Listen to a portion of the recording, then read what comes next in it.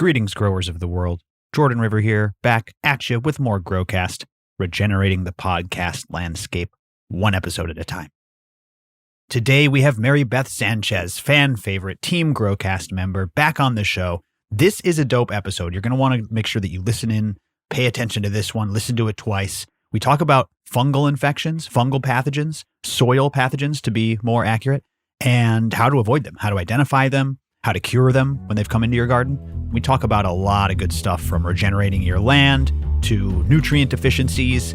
Buckle up for a good one with Marybeth Sanchez. Before we get into it though, shout out to AC Infinity. That's right. They make the best grow gear on the market. ACinfinity.com, code GrowCast15 saves you 10%. That is the maximum discount. We've had the code forever. We've been partners with AC Infinity for years. And why? It's because they make the best tents you can get your hands on. They make the best inline fans, the best oscillating fans. They make really, really great quality accessories like scissors, pots, ratchet hangers, and things like that. And now they also have lights. They've got the ion board and now the ion frame bar style. Really, really great stuff at AC Infinity. Get the whole grow kit you've been after. You know, you can get a 3x3 kit, a 5x5 kit. You know you want another one. Just go ahead and pop over there. Use code GrowCast15 always at checkout for the max discount. And thank you for supporting us and AC Infinity. We love them so much. They make our favorite grow gear out there. I'm looking at 2 AC Infinity tents in my biodome, and you won't regret grabbing one. Use code GrowCast15 at ACinfinity.com. Thank you to AC Infinity. Okay, let's get into it with Marybeth. Thank you for listening and enjoy the show. Hello, podcast listeners. You are now listening to GrowCast. I'm your host, Jordan River, and I want to thank you for tuning in again today. Before we get started, as always, I urge you to share this show with a friend. If you know a grower, turn them on to GrowCast. Make sure you're subscribed. We're on Spotify and iTunes, wherever you get your podcasts. And turn a smoker on to growing. That's the best thing you can do to help us on our mission of overgrow. Turn someone on to growing for the first time. I love to hear it. Special thank you to all you listeners. And the biggest thank you to you members. I appreciate you members so much. Speaking of membership, we have a lovely friend of the show on the line today. She is hard at work every single day for GrowCast members, and she's an IPM expert and an organic growing expert and so much more. Marybeth Sanchez is here. What's up, Marybeth? How are you doing? You flatter me, darling. I'm doing great. You're the best. Sunny California is kind of gray and overcast right now, but it's otherwise absolutely divino. Ooh, I love it. Overcast, but still pretty warm, I imagine, right? It got pretty cold out here. Yeah. It feels, like not cold at all. I have a coat on, but I'm like, nah. Usually, if it's really cold, my skin's too cold, and anything exposed, like, get me inside now. But today it's like, gosh, this is nice, just sitting out on the porch. I love it. We need the obligatory weather update. Yes, you do. Jesus, Jordan, where would we be? But I mean, listen, I think it says something about you and like you're really in tune with your environment and your property. And I like speaking to you not only because of your knowledge on like identifying plant problems and, like I said, regenerative agriculture and pests and stuff, but you have this like traditional farming like regenerative agriculture long-term view. You're on your property, you're on your forever property, you're improving it every year. The weather is like meaningful to you. So I think that's why we like getting those updates and talking to you about everything from the gardening you're doing to the beekeeping you're now doing. I love the way you operate is what I'm saying. I think a lot of people like that a lot. Oh, let me tell you that the feeling is mutual. No, you're we appreciate what you do so much. You do it better than most. Oh, thank believe you. Me. Thank you. I appreciate you.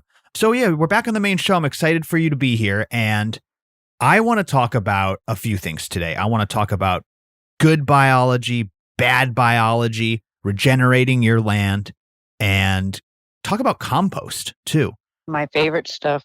I know, all your favorite things. It actually stems from a conversation we had on a GrowCast TV members only stream just the other day. We were diving back into this idea of plant problem diagnosis, which you do full time for the members. And, it's every single problem that's posted, every picture of a damaged leaf is its own little mystery. It's its own little LA noir. Yeah, like it's its own investigation. And you're really good at it. But one thing that I see a lot, Marybeth, and this is why I want to focus on with the listeners for the beginning of the show, I see a lot of people taking a look at a damaged leaf that's been damaged by a pathogen, and they post it on Facebook or they post it on Reddit, and people are given all these wild answers, usually revolving around nutrition. Like, oh, what's this deficiency? Look, my leaf's all fucked up. What's the deficiency? And people are saying, add more CalMag. What's your light intensity? All this stuff. Yeah. But I'm looking at it and having studied under you, I'm going, that's a fungal pathogen. Probably. It's real common. It's so common. So I want to talk about distinguishing those two, and maybe starting from right there, Marybeth. I think a lot of people say, hey, I'm not even in soil. Like, I'm not in living soil. I don't have a fungal pathogen. These things can strike at any time in almost any medium, right? Anywhere. Yeah. Even rock wool, anything. Yeah. You're not immune to it regardless of your grow style, and you need to know what you're looking for. So what you taught me, Marybeth, the one thing that is really, really easy to distinguish those two. Can you talk about mineral deficiencies, avoiding the veins of the leaves, and then fungal pathogens and what they do?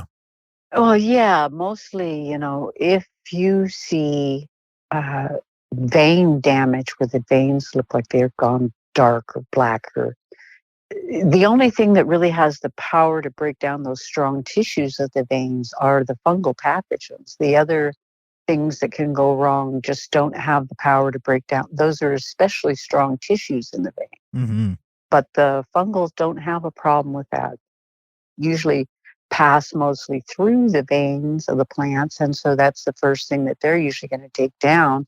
They're going to start turning black, particularly from the ends usually, but they don't all act the same. But you'll notice, just weird, terrible colors and things going wrong in the veins where you normally wouldn't see the veins being much affected, except for the color might change in a nutrient deficiency for the veins, but they won't look like they're dead tissue. Dying, literally dying. Yeah, that brown scorching, like dying off. It goes necrotic eventually with these types of pathogens. Yeah. Like black mottled. There's no coming back. There's no coming back. Right.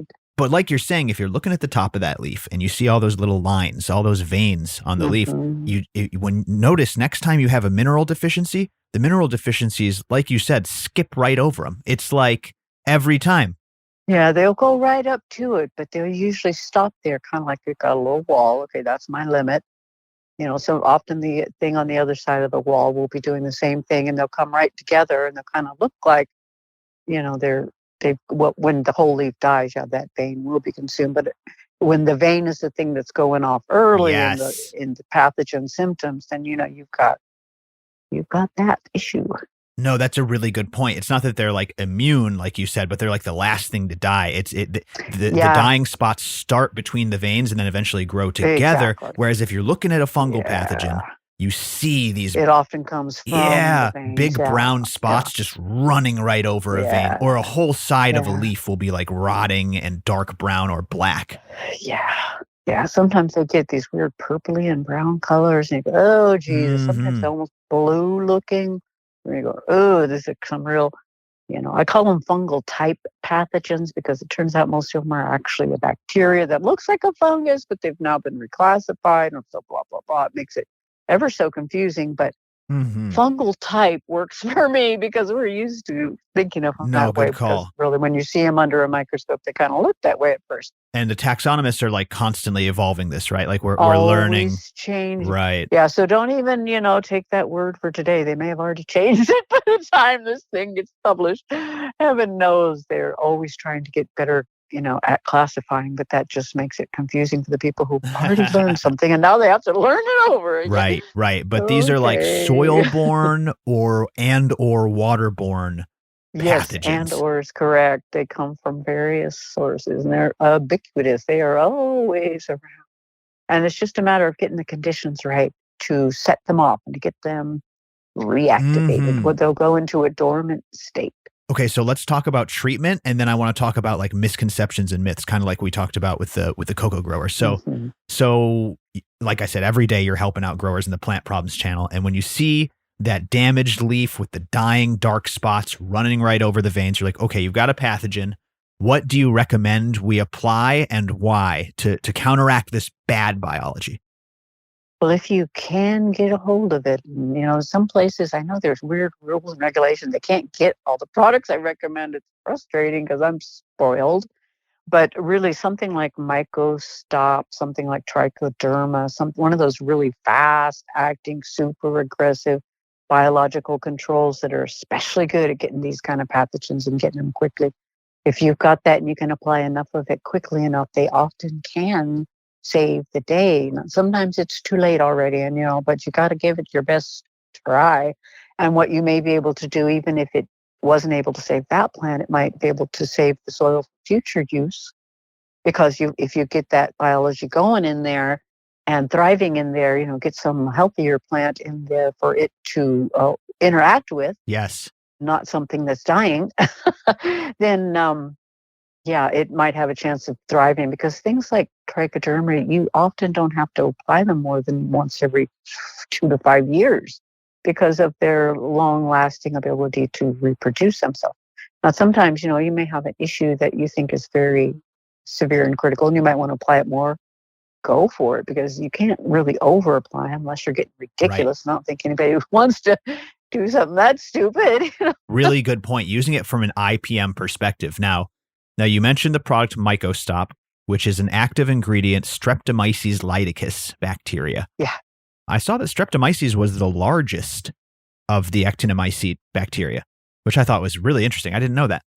So it's a big boy bacteria. Yeah. Well, there's a lot of different varieties of Streptomyces. True. But that one is a particularly really aggressive one. It's a really good one. Like in the trichoderma, there's a lot of different trichoderma species, but the most aggressive ones that are going to help you the most are going to be the Trichoderma harzianum and the viridis and the viridae, which are virens and viridae, which sound a lot alike. But those are the 3 most aggressive strains that'll do you the most good when you get them in. Other trichoderma strains may do you some good, but it's going to take longer. They're not going to be as fast. They're not going to be as on the ball. Take notes, everyone. These guys come cranked up. Yeah, because I've seen other trichoderma species, and they're less expensive, of course, but they do some good for sure.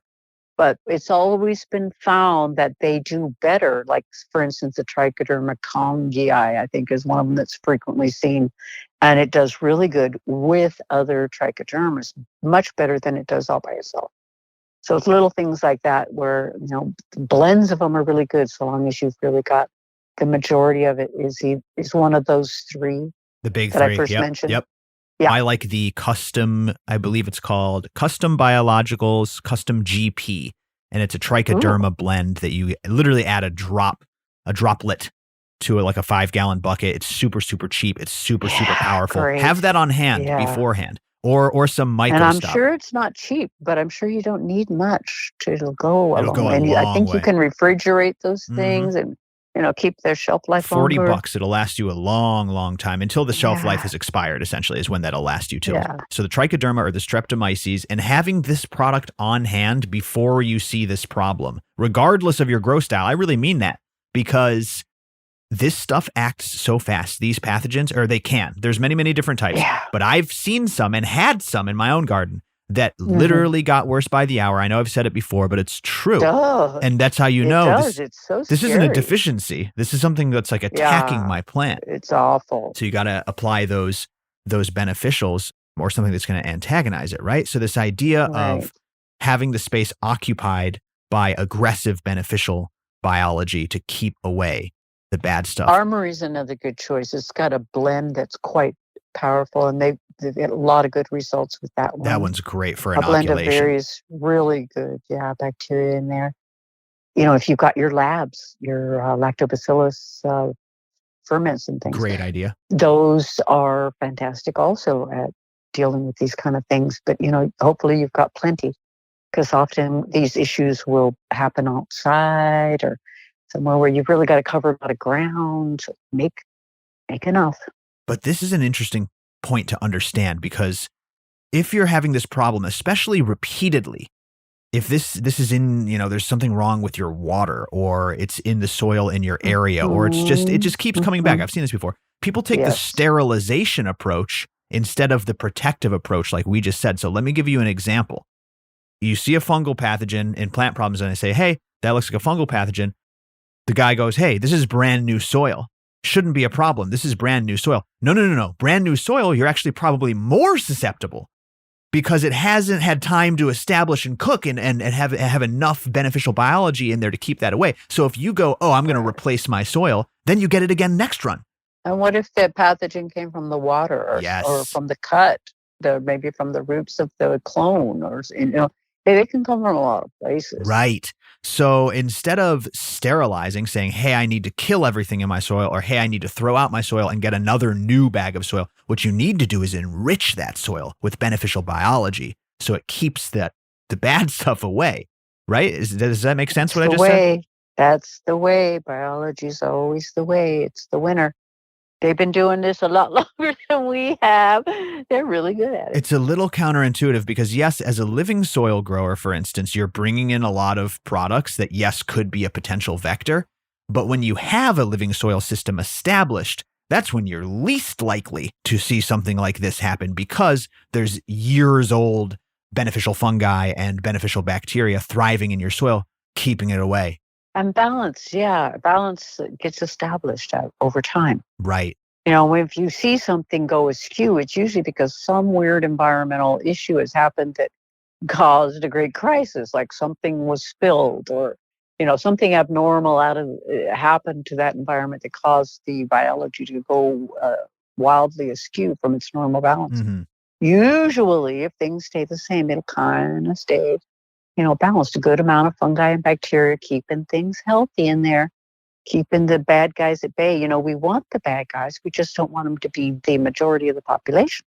Right. So I've been saying it recently on the show, but I really do challenge people, even if you're in a cocoa grow, throw in some trichoderma. Even if you're just using it as an IPM preventative measure, like I just said, you can get a soil pathogen or a pathogen in your medium that could wreck your grow. So don't wait for that to happen. Just throw some trichoderma in there. Why not have it in the cocoa? It's pretty hardy too. Even if you're hitting it with the salts, trichoderma, my understanding is that it's pretty hardy stuff.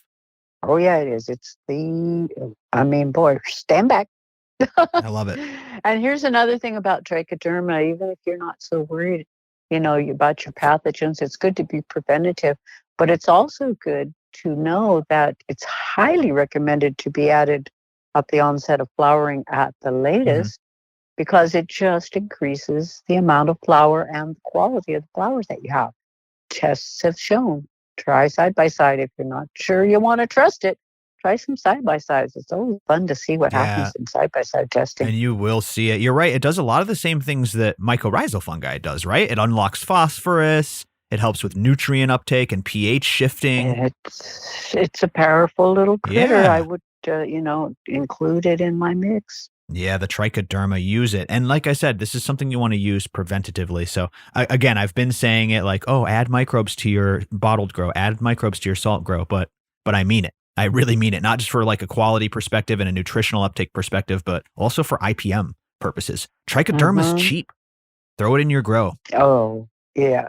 Like I said, you can get that little tiny bottle of concentrate and think, oh my God, $40, a little bottle. Yep. But it's actually, you use such a tiny amount, it really lasts for a long time, goes a long way. So you have to consider that application. That's exactly right. And the frequency of application. Like I said, you don't really need to use it every day, all the time. It's not that kind of a product.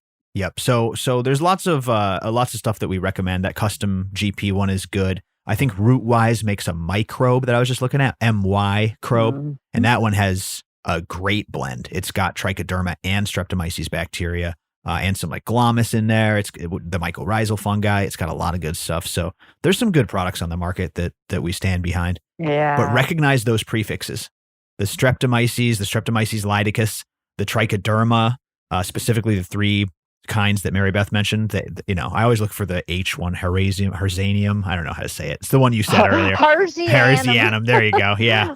That's the one that I see most commonly. But yeah, learn those species and you'll know what you're looking at when you turn the micro product over and look at the ingredients. You'll know what you're looking at.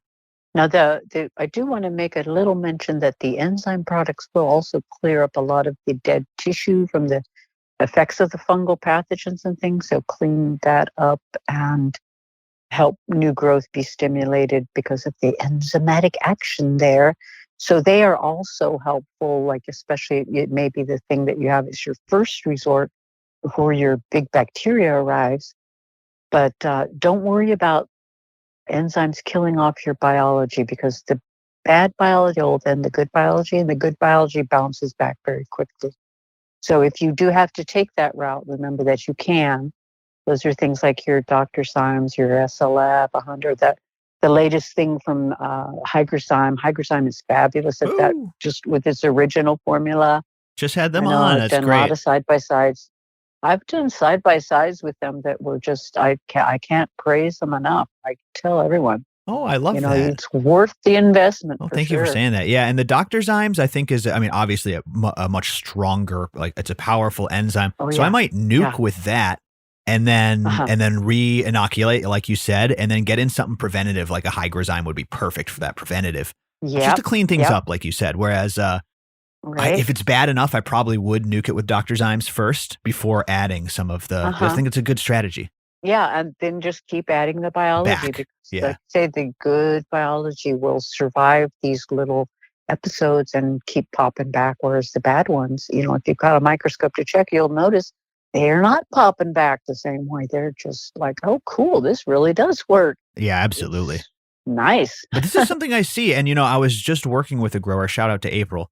I was just down in April's garden, and she said, I see this fungal pathogen again. And I'm thinking you got two options. I would either start using trichoderma literally all the time. She's a Syngana grower. So I said, just start using trichoderma all the time. Just have it in your mix all the time. Or go full-blown living soil style. Make a really nice mix, inoculate it. And I don't usually recommend people switch growing styles, but that's one way to keep it away. It's just used to one way. The easiest thing might be to just add trichoderma. Exactly. Rather than to go with a whole other style of growing. But at some point in time, of course, that's my favorite thing. But I don't want to be up here telling you how to grow. I want you to be successful. Oh, I love it. Whatever style you choose. That's why we have you on Team GrowCast. The best. The best. So, yeah, it's been on my mind. I've been seeing a lot of growers struggle with it. And, that's what I like to recommend. People have those products on hand. But, Marybeth, you always say, the best microbes that you're going to get are the ones that you homebrew. Yeah. The best humic acids are the ones from your own compost pot. Okay, let's talk about that. Yeah. Do you want to talk about some compost teas and extracts? Oh, I love it. My favorite stuff. What do you recommend? Let's say people get started composting. We do have that composting resource on the list, guys. So we get you started composting. You get your home compost. It's easy to brew it into a tea, right? You just get a little mesh bag, paint strainer. Yes. Aerate it. Ideally, 400 micron is the ideal size of the holes of the mesh on your bag. If you don't have a 400 micron bag, the word from Elaine Ingham was a pillowcase is pretty damn close. Wow. Go ahead and use something like a pillowcase if that's all you got. It won't last forever. Eventually, they disintegrate. That's okay. Everyone's got a pillowcase, though. That's dope. Everybody's got. Most people. I like to think everyone has a pillowcase. I hope so. If you're listening to this program and you don't have a pillowcase, I sincerely hope that you have a pillowcase. I hope we can help you in your life. Yes, reach out to me. Hope that harvest comes through. Yes, amen. I've heard the mesh paint strainers are similar. Yeah, but you can get your compost and just put some of compost into your little strainer thing and put that over a bucket or dunk it in the bucket and just, let it passively drip off. And everything that drips off passively, you don't want to push water with force through it. You just want to let it slowly drip through it. That's all beautifully loaded with organic, soluble, ready to go humic acids, which are just the favorite food of your biology that you're trying to grow. Oh my goodness, that's delicious. So let's go over the three different, just really quickly, like the three different approaches there. So the first thing you're saying is passing water through your compost. You're going to pull those humic acids. You're probably going to pull some biology as well, right? Anything that catches onto that water flow and goes through. Correct. So that's a great way to make your own humic acids. Pretty close, but not the same as a compost extract, right? Which is where you take that bag. Then you're getting more vigorous. Do you agitate it? Is that what you do? You dunk it in there? You agitate the bejesus out of it. Yeah, you try to agitate. You try not to lose all your material, but you're trying to actually get that bacteria to let go, because it's really stuck on tight with that glomalin that they produce. So they really, really sticky. It isn't that easy to shake them off. So you're shaking the crap out, massaging it and shaking and massaging and shaking and stirring and massaging and shaking. So then you get off as much of that bacteria and fungi that you can that way, and you'll have a much more biologically active extract than if you just passively let some water drip through. Then you really are getting mostly just the soluble humic acid. Right. You're not getting very much bacteria and things if you're just letting the water drip through like that. It's almost confusing because the compost extract process is almost like making tea with the tea bag, right? Like you're dunking it. You're like, maybe you give it a press. You ever give it a press on the side of the cup? Squeeze that bitch out. Get crazy. Go ballistic. Don't break the bag, but agitate it as much as you can without losing all your contents. Right. And then that's happening over just the course of a few minutes, as opposed to the compost tea, which is aerated. Right. You can do compost tea and brew that for days and days, especially if the weather's right. You can, and you want to make it fungal. The longer you brew and the warmer temperature you brew in, the more fungal activity will start happening in there. Oh, I didn't know that. Yeah. If you want a real quick, easy bacterial thing, 8 hours is plenty. But if you want some fungal activity happening, you can brew for weeks in summertime. Longer and warmer? Yeah, longer and warmer gets you more fungal activity. I love it. Yes, the little things. I did not know that. So the difference between the extract, which is just kind of a few minutes agitated, and the aerated tea, my understanding is you'll get a wider diversity in the extract because you haven't given them time to have one species dominate. Correct. So we might want to use the aerated one in like an IPM scenario. Oh, yeah. Is that what you recommend? Oh, yeah, definitely.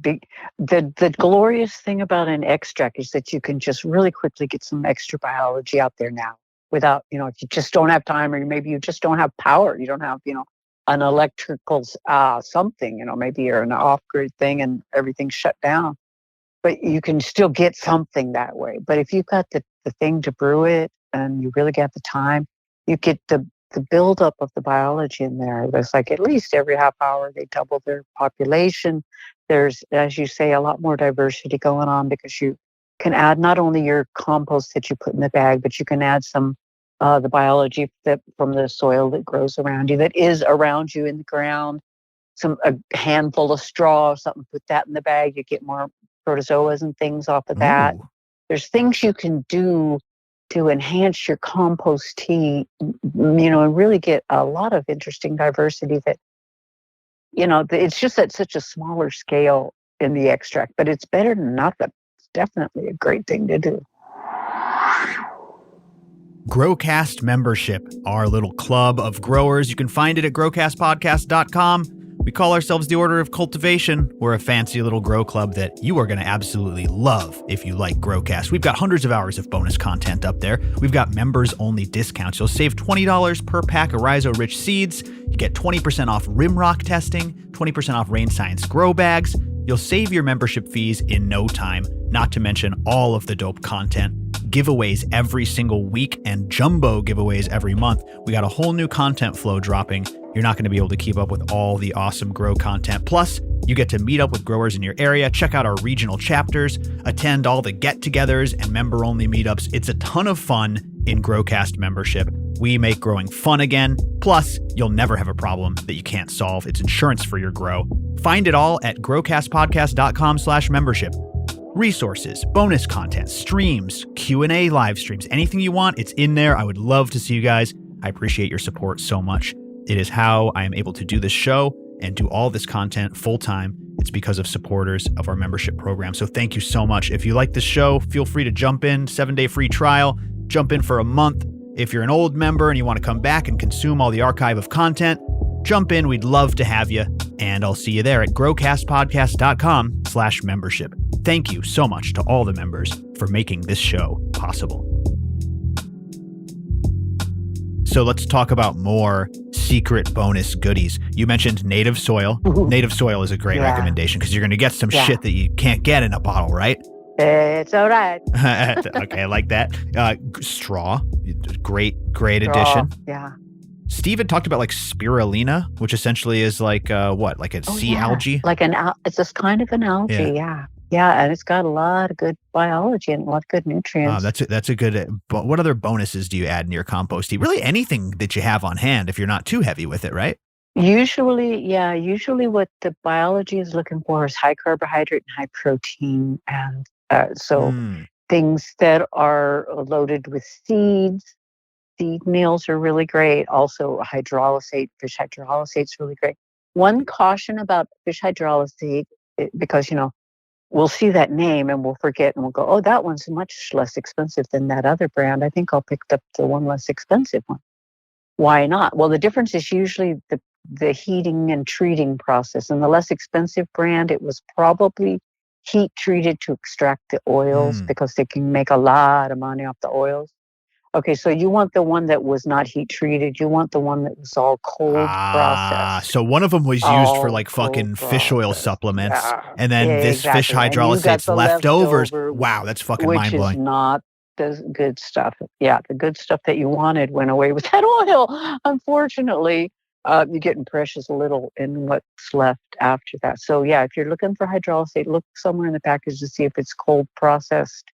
If there's heat in any way in the process, they were taking the oils out. Fucking brilliant, Marybeth. And it's hard because in the cannabis industry, on one side of the coin, you have the green tax, which is people making things more expensive just because it's for cannabis.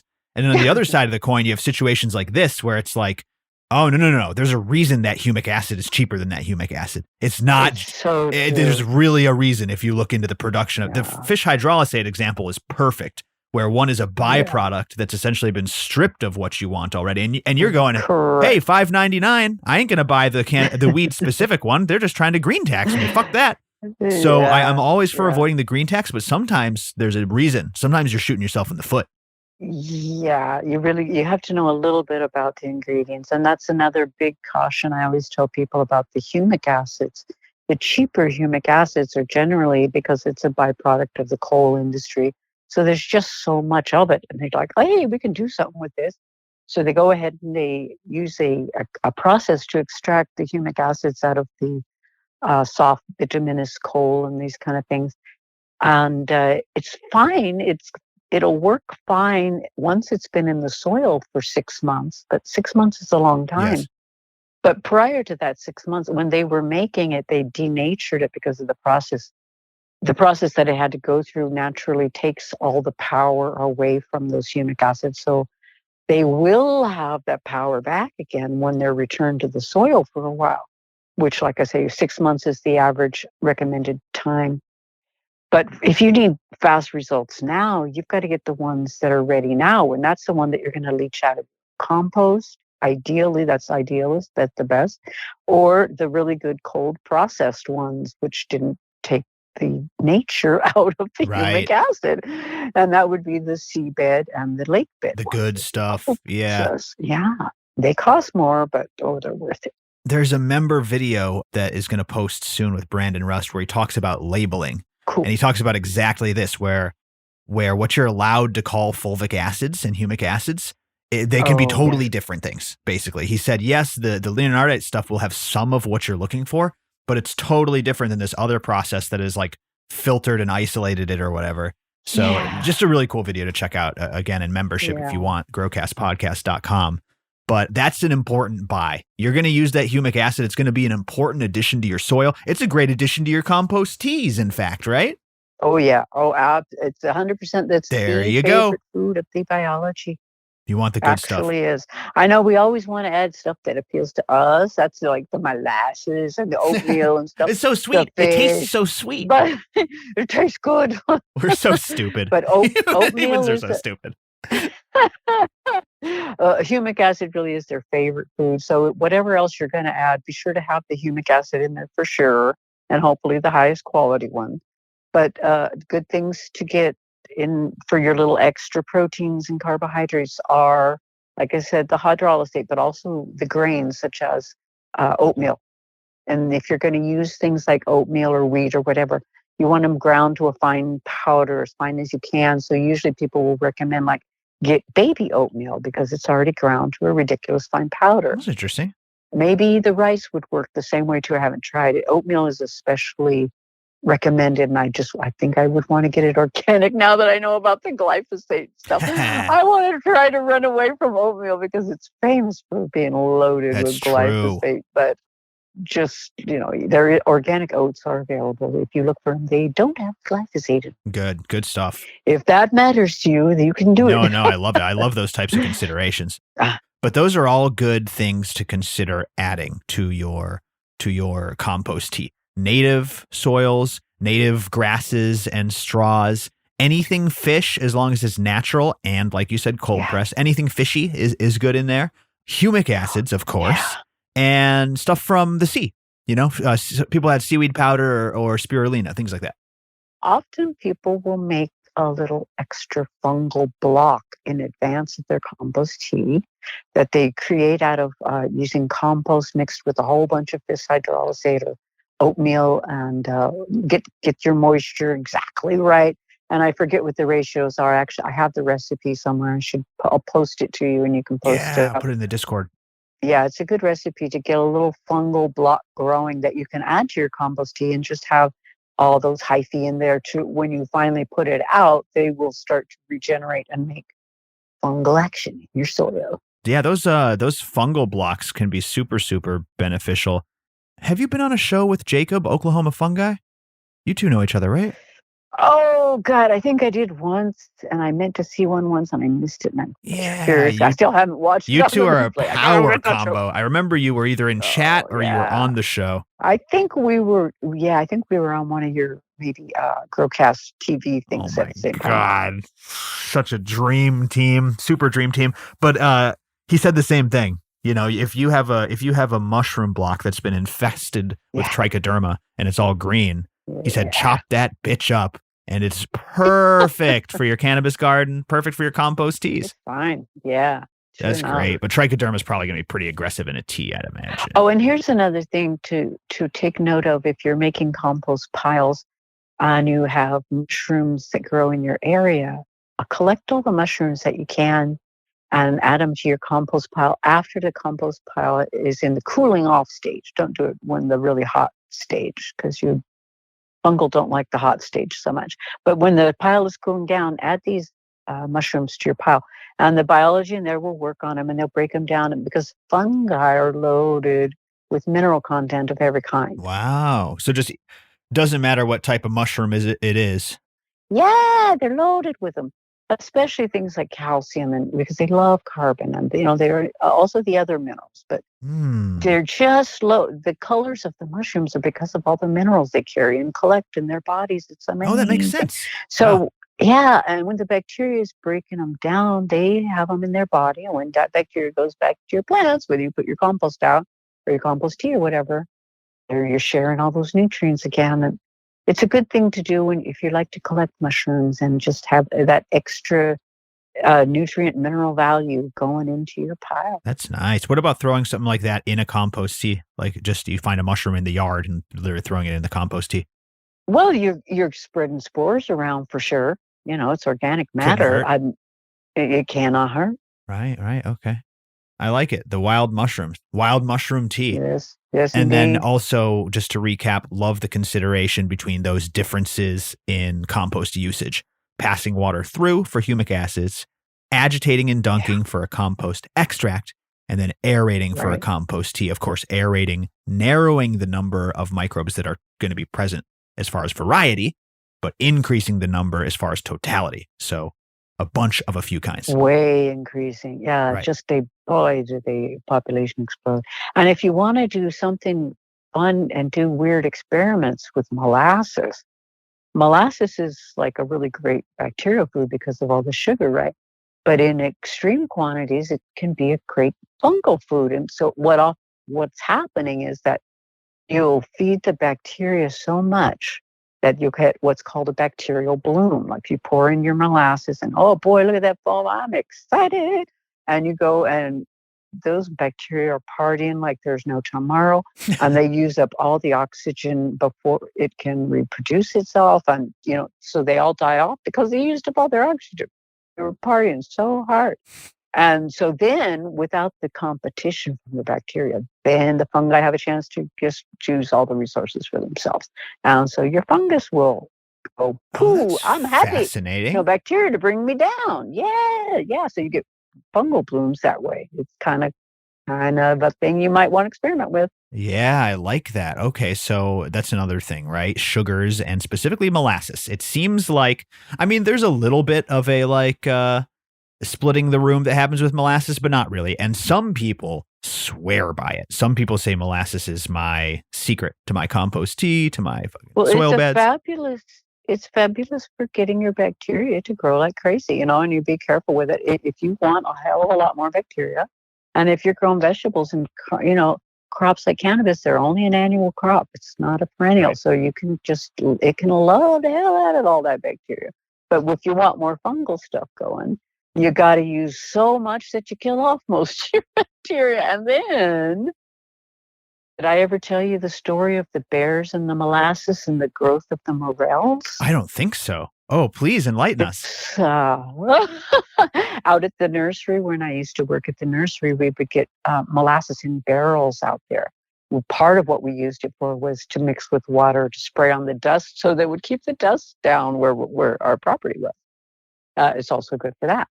But so one of these barrels was waiting for its chance to be turned into, the syrup that you spray on the ground for the dust. And it had been sitting there for a while, and the bears came through the woods, and the bears said, "Oh, molasses, of course, I want molasses." And they tried everything to get into the barrel, but the barrels are pretty tough. They could poke some holes in it, but they couldn't really get in it very well. So they knocked the barrels over, and the barrels had holes in them. The molasses dripped out, and it dripped and dripped. There's like this little river of molasses going away from the barrel for some distance down the driveway area there. And sure enough, when it was time for morel season, it just bloomed like crazy all along that trail of molasses. Oh, it's amazing. So I'm thinking something happened like that bacteria bloom, and the morel said, "Hey, we like this. We were never seen here before."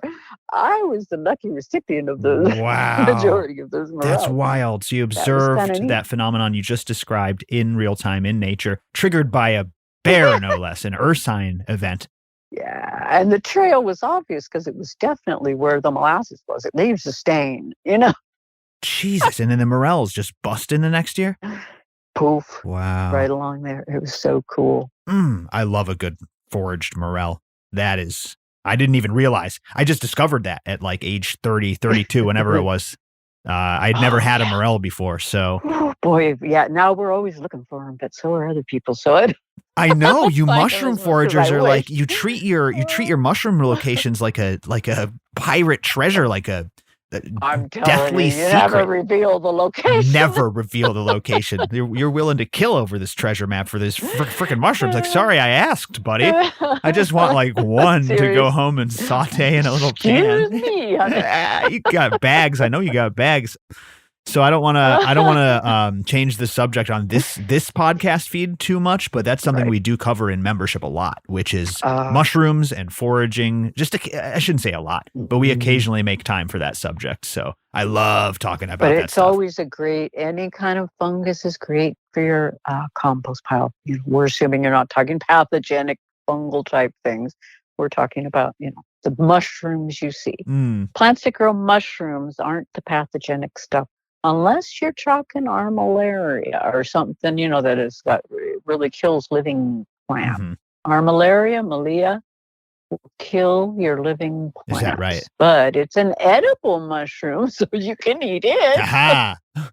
Before you get to my plant, I'll eat you. That's the ultimate IPM, right? You just eat the pest in your garden. Sure. Why not eat the pest food or eat the pest? Yeah, whatever you can, whatever is edible. Yeah. So yeah, I love it. And stay tuned for some more mushroom talk. I do like going into that realm because they play into each other so much. Like I imagine you on your land for I don't know how many years now you've had that property, but like I said, you're thinking long term. Yeah. I imagine that Fungal Life is one of the top priorities to like regenerating a piece of land, making a land more farmable. Do you want to talk about that a little bit? Either theoretically it's super important to me. It's one of my pet peeve passion things because, we're kind of living here on an example of what can happen if soil gets overly compacted. Because what really happens in nature, it's the succession thing. And where I live is an early succession forest stage. And at that stage, the soil is still not fabulous. There is not near the fungal activity and diversity that I would love to see. And at this point, the soil is mostly bacterial still. But as the years go by, as you were saying, you got your plan, you got to keep working on it. The more that we add organic matter, the more that we don't till, the more that we get the compost and compost tea applied, the more that we put on mulches, heavy mulches, the more the soil becomes penetratable. What we have here is basically clay and rocks. Right. Clay and rocks, clay and rocks. The old joke about this place is, when God finished creating the earth, he took all the leftover rocks and he put them in Trinity. That's true. It's bizarre. Because you'll be driving, you look out the window, and after for instance, after a forest fire, there's just a bunch of rocks in the forest, just so many. Like someone just scattered them there. Like, it's very bizarre to look at. Yeah, it's why we do so much growing in pots here, because nobody can just dig in the soil. It's that you have to have pickaxes and dynamite to get to the rocks and the clay and stuff. So the more you leave it alone, the better. Anytime you disturb it, the worst sorts of weeds are the first ones to come up, because they want to cover that soil, God bless them, but I don't want to see star thistle everywhere. It's painful.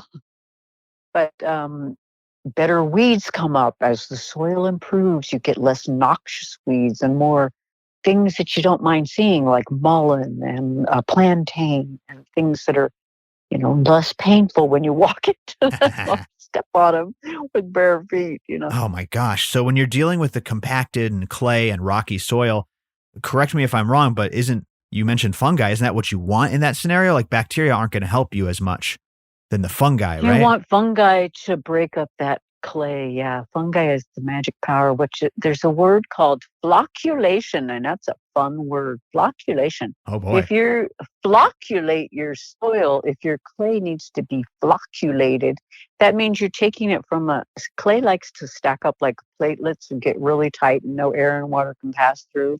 That makes it so you pour in your water and nothing penetrates when it's dry. So when you flocculate your clay, which is something that the fungus is capable of doing. I did that last night. That's also what the gypsum will do too, but gypsum's less friendly to the biology. But it breaks up all those plates. It makes air passages, water passages begin to happen.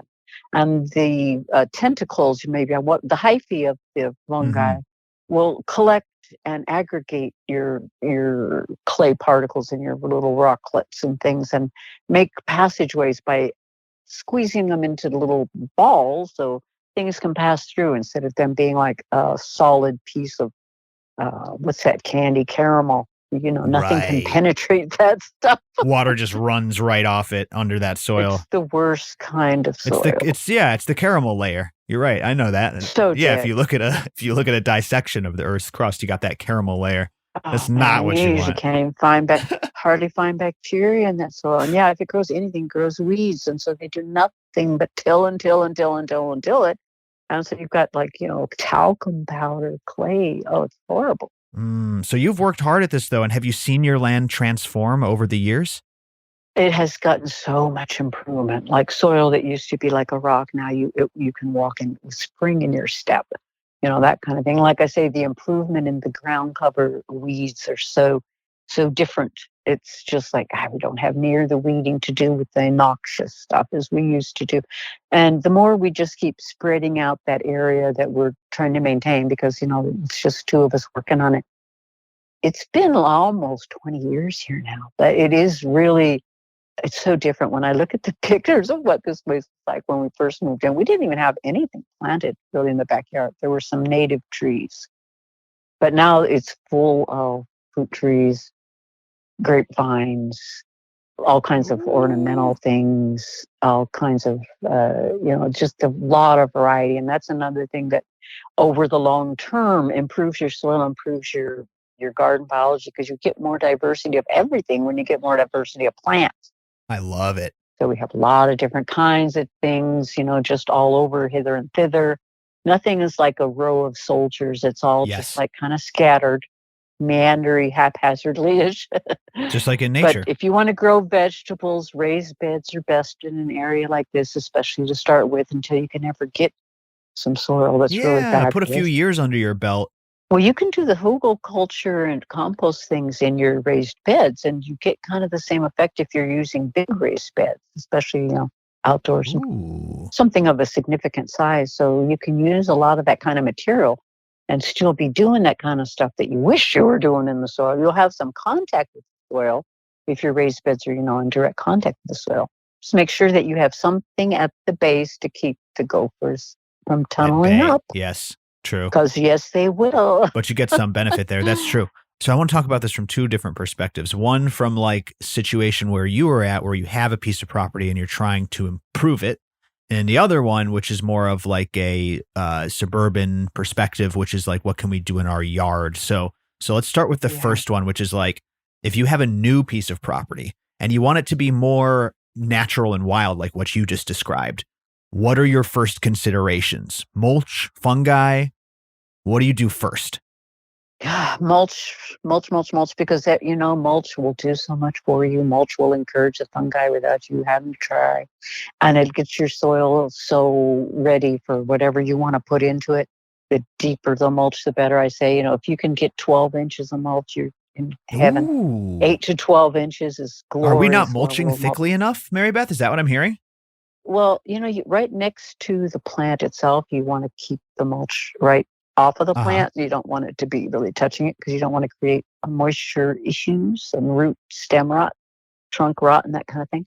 So you keep it right off of the back part of the plant, at least, enough room to put your hand in there, your fingers or whatever. But other than that, it should be deep, especially if you want to grow fungus. The rule for growing fungus is the diameter of the cap of the mushroom you're trying to grow. 1 inch of mulch will give you a 1 inch diameter cap. Get out of here. 2 inch of mulch will give you a 2 inch diameter cap. 3 inch of mulch will give you a 3 inch diameter. And so, well, wouldn't you love a 12 inches of mulch? And you're growing like King Stropharia mushrooms. They grow so big, things like that. Garden giants. There's some mushrooms that are so beneficial to your soil. And if you can get those in there, they'll really help you to remediate soil like mine that just needs fungus so bad. Oh, my Being goodness. as it was volcanic not many years ago, as far as geological terms, our soil's really kind of young here. So we don't have as much fungus as I would love. And so all the fungus you can add is a glorious thing. Spread those spores around any way you can do it.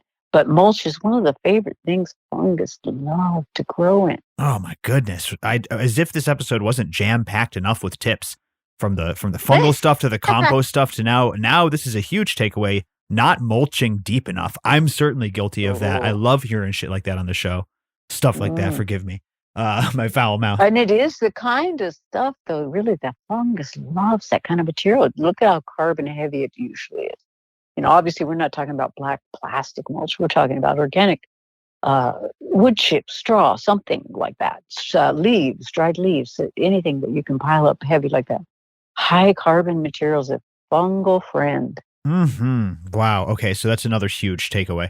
So mulch, add biology, start growing things. Don't rely on the soil those first few years. Instead, grow in a raised bed, like you said, but tend to the soil for your future projects. I think that's a great game plan. Well, what I have here is a lot of twigs and things fall, twigs and branches, because the oak trees and things, stuff falls. The snow comes, branches break, stuff like that. A lot of that. You can take all that kind of material and fill up your raised beds with it, and then chink it up with your leaves, and then your whatever soil that you have that is more like sand and clay and stuff, soily textured soil, to get it to fill your beds that way, so you don't have to go out and buy 100,000 bags of potting soil to fill your raised beds. Right. And you can still get that Fungal culture thing going on in there. But think about the size of your pot when you're filling it up. You don't want one giant log in a pot that's one giant log. You're going to get, little smaller sticks and things like that for smaller pots. But the bigger your outdoor situation is, everybody's got a different thing going on. So, but think about that. You can still use those things to get your biology really high. And you'll notice your plants just love that. Now, like you said, kind of everybody being in a different situation. What if we are in more of a suburban or urban area where we've got our backyard, right? It's probably like a lawn. Maybe we have some bushes or some trees. We've got our backyard garden out there. What do you recommend as far as like a all-purpose spray? I don't know, like, I don't want to put words in your mouth, but like, is it labs or things like humic acids that would go well on like lawns and trees and your backyard garden? What's an all-purpose lawn enhancer? Oh, well, for preventative for disease and pest, Dr. Symes is my number. Good call. Sure. Pet safe, all that good stuff. 100%. Good call. Oh, yeah, good preventative.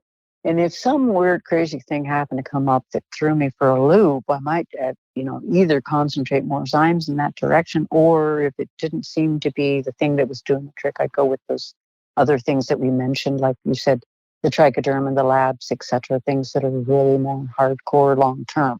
Oh, yeah. So that's a very all-purpose, broad spectrum preventative. But the compost tea, too, with the way I used to do it at the nursery, which was very successful for me, was I would alternate the spraying of the preventative spraying maintenance with the Dr. Symes, and I'd alternate that with spraying of the compost tea, because I always made it regularly there.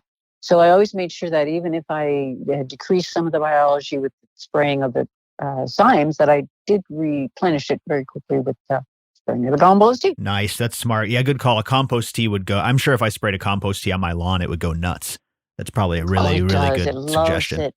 Broad spectrum compost tea. You know what's cool? What you ought to try sometime, Jordan? Do part of it with and part without, and just go blow your mind that the difference. I should. And then, oh my God, then like write a word with the compost tea. Write your name. Yeah, right. Goes, what? I'll make an Instagram post about that. That's a great idea. That would be fun. Right? GrowCast. Yeah, exactly. Grow your own. Yeah. I love it. So that would make sense. Broad spectrum beneficials. That's why this stuff is so magical. That's why microbes are magical, because they're what drives this whole natural process. So spread them everywhere and spread them on your lawn. Don't forget to attend to that lawn. Absolutely. Because lawns are one of the biggest users of commercial pesticides and, chemical things, of all the products out there. One of the biggest causes of the runoff of these things into the waterway. And, the golf courses that are figuring it out and getting into doing things the more intelligent way are getting into compost tea and that kind of stuff. And they're finding happy lawns that aren't full of rust and disease and spots of dead patches. And yeah, they're just like happy grass. That's right. Wow. Funny how that works, right? You get the magic of microbes going, and then you don't have those problems. Yes. One more product I would like to plug here before we wrap up this amazing show. Don't touch that dial yet. This is a good one. I think that I was talking about it with you as well, Marybeth, but Steve Potentponics recommended as a preventative for pests, the garlic barrier. Not a sponsor. Don't know who makes it. I forget who makes it. Bio something or other. It's basically just garlic oil. And it really works. The stuff, it stinks. It makes your whole backyard smell like Italian food. Oh, yeah. I think it smells great. But it really keeps pests away. And like you said, it's completely, you don't have to worry about all those nasty herbicides and specifically pesticides. This is for keeping pests away, obviously. Oh, yeah. By going these natural routes. And the garlic barrier has been my number one lawn protector. So shout out garlic barrier. I think I'm going to try to make my own garlic oil. How hard could it be, right? It can't be hard. Grow my own at all. and press it. It can't be hard at all. Let's do it. If you've got a source of garlic that's cheap, it's great. And what I discovered this year was it's very repellent to rabbits. Oh, really? Rabbits and deers. And I had rabbits come in my garden early this season where there were holes in the fence that I was up. And in comes a rabbit and starts pruning things that I did not want pruned. Year of the rabbit. I was quite unhappy. And so, I got some of that garlic stuff, and I just started going to town with it and thinking, I hope the hell this stuff works. I wasn't smelling it that much, but my nose, unfortunately, is not as sensitive as other people. So that's just probably partly my problem. But anyway, I didn't see any more rabbits coming around. I didn't see any more rabbit damage. I sprayed it around the entryways, the fences where the holes were, the places, even when we blocked them up, I still want to make sure nobody would dig in. You don't want to come in here. And definitely around the plants that they were attacking. And nothing happened after that. Oh, that's great to hear. Yeah, because it's pretty broad spectrum. So, okay. So the year of the rabbit. There's been multiple rabbit attacks on this show. I don't want to Keep kill 'em you, away. poor little rabbit. Stay out of my garden. Spray them with the garlic oil. Get out of here. Here's some sauce for you. Hit the bricks. Yeah. Oh, Marybeth, we love you. This hour flew by. This episode was amazing. I know you listeners enjoyed this. If you loved this incredibly educational and enlightening episode, share this show. Check out all of Marybeth's bonus content, growcastpodcast.com. Click membership. She's in there all the time. Marybeth, thank you. Thank you so much. Thank you. Thanks for having this conversation. Compost, the lost almost art. Let's keep it going. Every episode you come on this show, you totally kick butt, and you're helping members in their garden every day. So I cannot thank you enough. Thank you, dear. Seriously. Thank you so much. All right, I'll let you go so you can go tend to your garden. We love you. And I'll go get back to work saving everybody in the Discord. That's right. Full-time job. You do amazing. That's right. Love you, Marybeth. Take care, okay? Take care. Thank you so much. Bye-bye. There you go, everyone. The great Marybeth Sanchez. We do love her. As I said, growcastpodcast.com. See everything, the seeds, the membership, all the stuff. You'll find it there. Take care, everybody. Hope you have a lovely day. And this is Marybeth Sanchez and Jordan River signing off, saying be safe and grow smarter. That's our show. Thank you so much for tuning in. Thank you to Marybeth Sanchez for an amazing guest episode.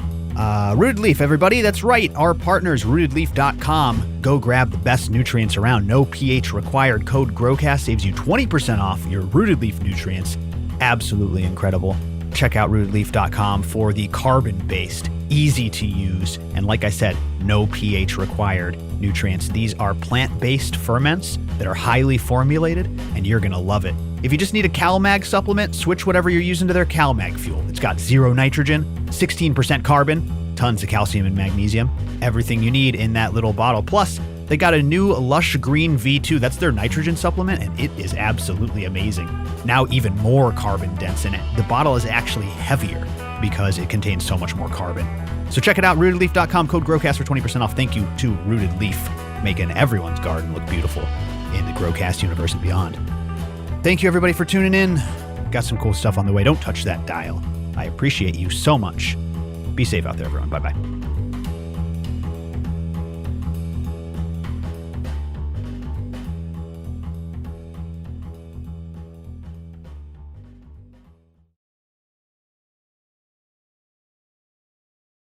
Those bacteria are partying like there's no tomorrow.